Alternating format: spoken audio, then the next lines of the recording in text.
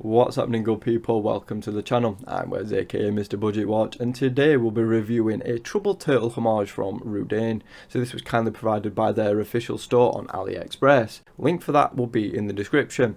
But as you'll see throughout this review, that does not have any impact on that. So as always, we'll start with the sizes and move on into the review where we'll go over pros, cons, all the good and bad. So the diameter of this model, which is the R2, is 41.5mm. This increases to 44.3 if you include the crown. Lug to lug is 48.1 and the thickness is 12.9. Lug width is an accurate but not common 19mm, and finally that crown diameter is 6.4mm. The case is full 316L stainless steel that has been bead blasted. The crystal has been confirmed as sapphire, and it does also have some nice blue AR coating on the underside, which is done pretty generously. The bezel is 120 click unidirectional and has an aluminium insert. Its diameter is 39.2 for reference.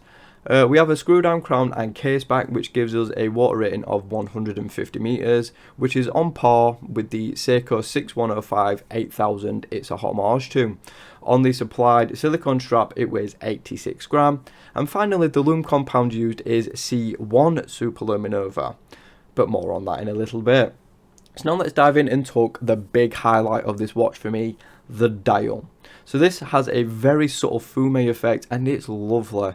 Grey is not an often exciting colour choice for a dial, but this one is just fantastic. It starts off light in the centre and very gradually gets darker to the outer perimeter. It is so well done and so nice, and definitely not boring at all. So here at the edge of the dial you'll find a very neatly done minute track, as well as a series of applied indices. So these are a mix of small squares, rectangles, and that cool book-shaped one that I just don't know the name to at the 12 o'clock. These again are all very well done, aligned correctly, and have a polished outer border.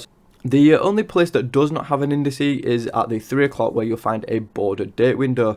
You know how I feel about date windows, so I'm not going to complain about it, but it does do a good job of matching the rest of the indices, as it does have a nice border too. Under the 12 o'clock you'll spot a high polished logo, which is done to a pretty good standard, so props there. Above the 6 you can spot some text that says automatic and water 150 meter proof underneath. You also spot a little pop of red too, which just nicely matches the accent on the seconds hand.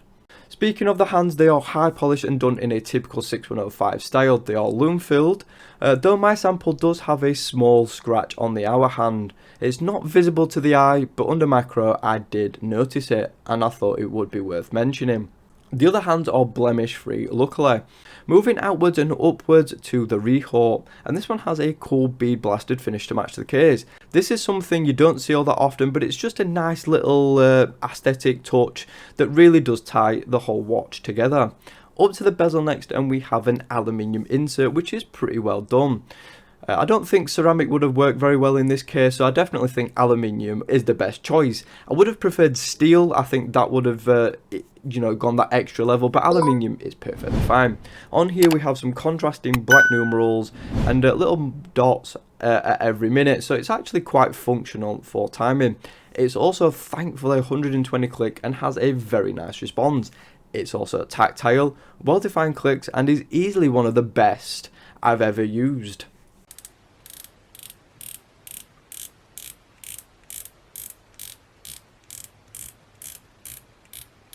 That is until we get to the problems. The first is the back play. I've measured this at between half and a full click back depending on the position of the bezel. This is not good enough at the price point and definitely needs resolving. What makes this even worse is the play. You can actually physically wobble the bezel side to side and up and down.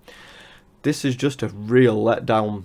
The final big hit is the vertical play up and down as well. As you can see, I'm demonstrating on screen. This isn't as much as the side to side play, but you can see the bezel does suppress at the bottom when you press it. So it's very nice in action, very nice in use, but it's really let down by its QC problems. On a more positive note, the bead blasted finish on the case is great. It's uniform and done to a really good standard. The side profile is nice and curved, though there isn't much in terms of design, so we'll just move on. The other side mimics this finish, with the exception of the crown. So this is screw down and has a really cool lock feature engraved, which is again a little nod to the 6105. The crown also has a bit of an issue too, which I'm going to mention now. So when you actually fully screw down the crown, there is actually a small gap between it and the case, so it doesn't fit perfectly flush. This is again something that needs addressing. Finally, to the case back, and this is screwed down, which is fine, but it's high polish. Now that wouldn't be too much of an issue if there was high polish a lot in other places, but it's really the only big amount on the watch. I just don't think it matches the rest of the aesthetic. I think they should have really bead blasted it to just create a really cohesive look. Luckily, you don't see it all that often, so there is that. On the plus side though, the back does have a really nice pop from this really cool artwork, and the text is nice and legible. Just wish it was a different finish. At the heart of the R2, you probably guessed it by now, it's the NH35, the old faithful. It has a 21,600 beat per hour rate, 41 hour reserve, bi-directional winding, hacking seconds, manual winding, 24 joules, and it's negative 20 to plus 40 seconds per day, but they always, run better than that. But how does it work? How is it all in action? And well, first thing, it's just a Seiko. It feels great in use. And yeah, there's no issues with it whatsoever. So first is the winding phase. The second is of course that at date, which is quick set, and then finally pull it all the way out to adjust the time, and all is fine in regards to the movement. The crown however does feel a little bit greater, but it does have a solid feel and nice grip. So it's definitely got some pros and cons. The re-engagement is pretty nice too, and it works just about every time with little to no issue. So to the strap next, and it's pretty nice. It's a silicone tropic style, and you know what, it's perfectly fine. It's supple and flexible and has plenty of adjustment holes, so it fits slim wrists like myself and also you guys with thicker wrists too.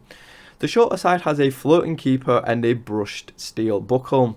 Like the case back, I really wish they'd have matched this to the case, but it's not really a deal-breaking issue, it's just more of an aesthetic thing. However, the quality is perfectly fine, it feels solid, robust, so there's no real complaint. I just wish the finish was different. So the strap is perfectly fine, but how does it wear? Well, I have a few little complaints too. Firstly is the case back. I think it's just a little bit too thick, and it just makes it sit a little bit weird on my wrist. This may not affect you, but it does me. I also noticed that there's parts of the underside of the case that are a little bit sharp and could use a little bit of refinement. As for the comfort though, it's not too bad. It's definitely not the most comfortable diver I've ever worn, but it's not the worst either. The strap is nice and soft on wrist, though it does leave those weird sort of pattern marks on your wrist after prolonged wear. Again, it's not really uncomfortable or anything, you just will notice that if you wear it a little bit on the snug side.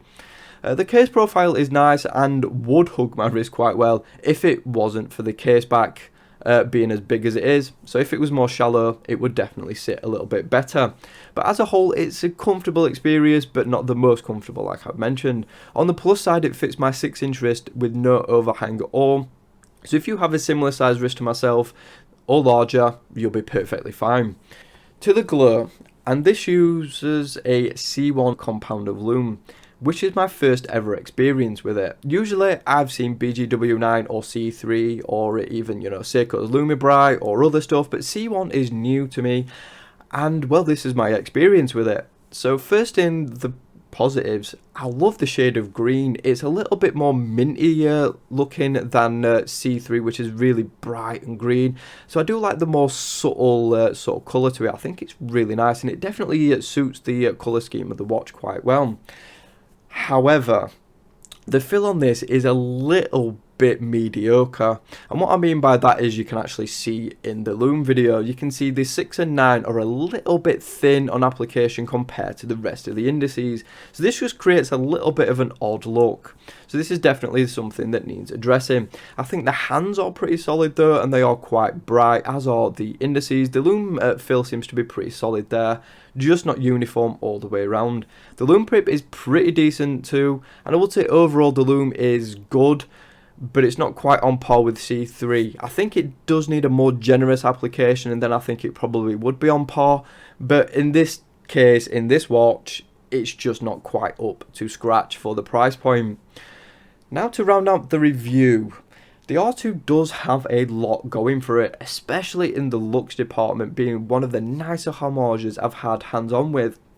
However, that is quickly knocked down a few pegs with all the quality control issues I've experienced in this review. Now, I have reached out to the owner, who has agreed to work on these issues for version 2, though he stated that this will be a ways off before it's ready. I personally don't mind that, however, because if you've seen a few of these other watches, you'll probably know, if you're into your Homages, you'll know what I'm on about. All these different versions to fix little issues, and they come out so quickly. Yeah, they should just get it right the first time. So I don't really mind that it's not going to be a rush job like those other brands I mentioned. And I think that's what sort of sets RDUNAE apart. They'd want to get things right, and I do appreciate that. But as for me, the R2, like I mentioned, is a looker, but it's far too flawed currently for me to recommend at the £150 price tag.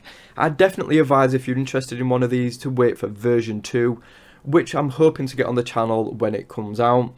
So yeah, that is it guys. What do you think of the R2? Is it something you're interested in, or are the QC issues a little bit too much? Let me know down in the comments. Thanks for watching the video. Be sure to subscribe if you haven't already. Like the video if you enjoyed it. Hit that notification bell so you don't miss any uploads, and of course follow me on social media at Mr. Budget Watch. Thanks again. I'll see you soon.